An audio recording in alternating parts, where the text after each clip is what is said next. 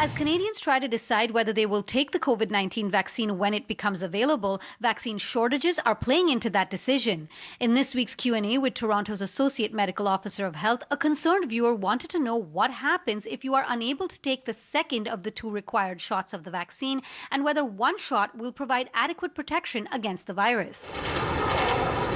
We actually don't know. So we know that those who got the first dose, this is for the Pfizer and Moderna vaccine, most people got the second dose. And we know that that interval for getting that second dose is as long as 42 days. So that's why you'll see that some places have said that you can wait up to 42 days to get your second dose.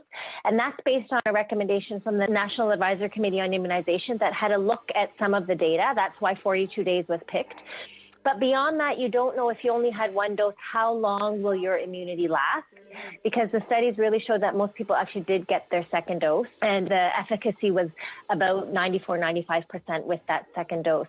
Now, if you had one dose and you can't get the second dose because you had a severe reaction, well, you got one dose, and it may provide good protection. We just don't know how long it might last.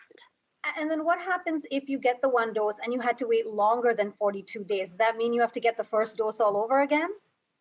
No, there is no recommendation that you repeat the series. So if for whatever reason it took you longer than 42 days, you would just continue with your second dose. Even if it was 2, 3, 4 months later, get your second dose and then your series would be completed. You would not restart the series. This week, we had many more questions about who should and shouldn't take the vaccine and concerns about schools reopening. For the full chat, you can go to our websites citynews.ca and 680news.com. Or to go directly to the page, point your phone camera to the code on the screen and follow the link that pops up.